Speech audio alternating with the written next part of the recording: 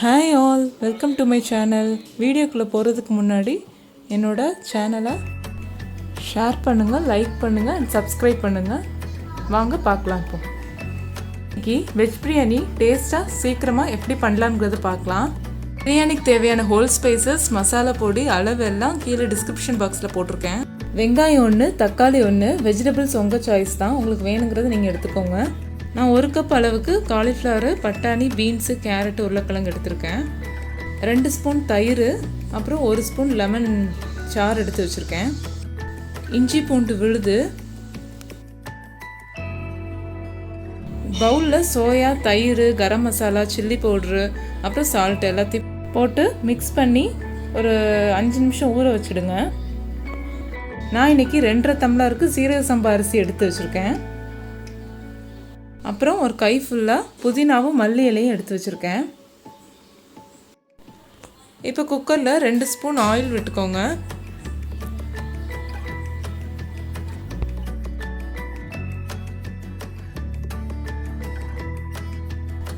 கூடவே 2 ஸ்பூன் நெய்,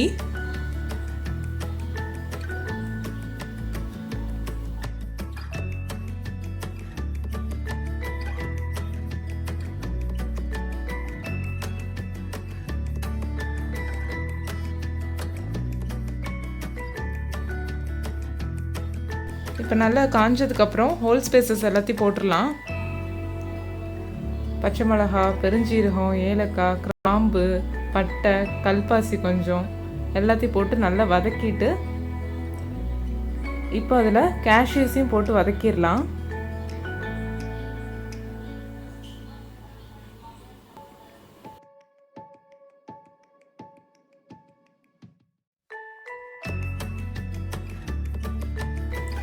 இப்போ வெங்காயத்தை போட்டு நல்லா வதக்கிட்டு இஞ்சி பூண்டு விழுதையும் போட்டு வதக்கிடலாம்.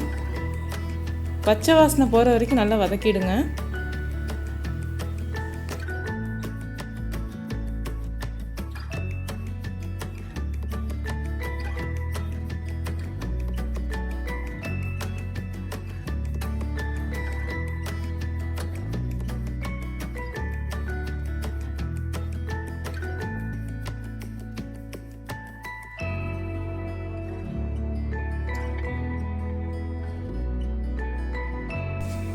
இப்போ தக்காளியும் ஆட் பண்ணியாச்சு.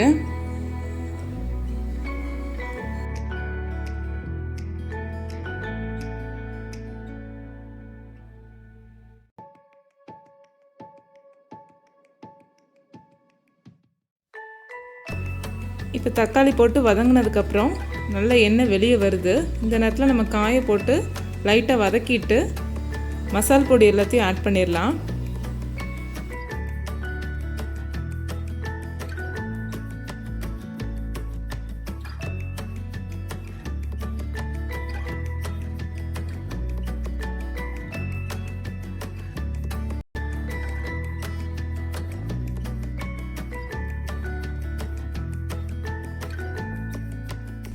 இப்போ இதில் மல்லித்தூள் 1 ஸ்பூனு, மிளகாய்த்தூள் 1 ஸ்பூனு, மஞ்சத்தூள் 1/2 ஸ்பூனு, அப்புறம் பிரியாணி மசாலா 1/2 ஸ்பூன் ஆட் பண்ணியிருக்கேன்.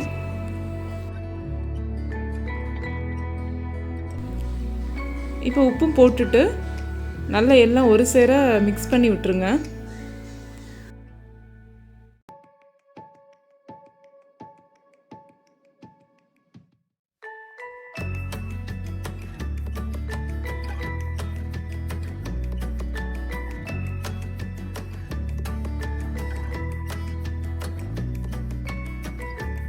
இப்போ இந்த ஸ்டேஜில் நம்ம தயிர் ஆட் பண்ணிடலாம்.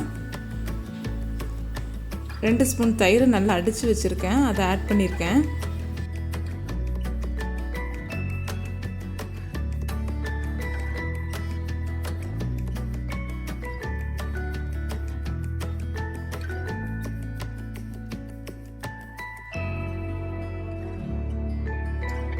இப்போ இதில் சோயா நான் ஊற வச்சுருந்தது இதில் போட்டு கலந்துருக்கேன்.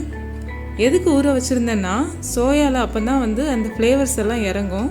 சும்மா நம்ம போட்டோம் அப்படின்னா அந்த ஒரு மாதிரி ஒரு பச்சை வாசனை அடிக்கும். அதனால் நான் ஒரு 5 நிமிஷம் தயிரோடு எல்லாத்தையும் போட்டு ஊற வச்சுட்டேன். இப்போ இது கூட கொஞ்சோண்டு புதினா இலையும் மல்லி இலையும் எடுத்திருக்கேன். ஃபுல்லாக போடாமல் கொஞ்சம் இலையை மட்டும் தூவி விடுங்க.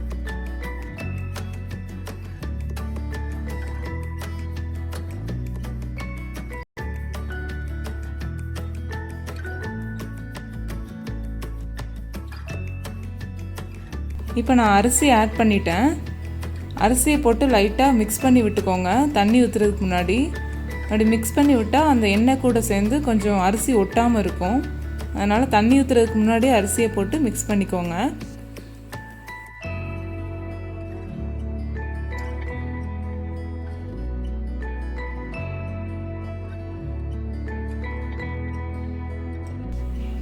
இப்போ வேணுங்கிற அளவுக்கு தண்ணி ஊற்றிக்கோங்க.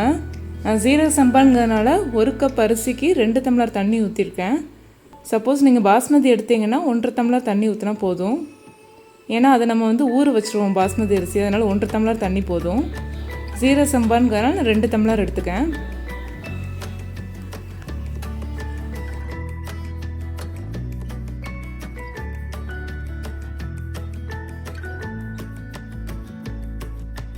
இப்போ எடுத்து வச்சுருக்க லெமன் சாரி ஆட் பண்ணிட்டேன்.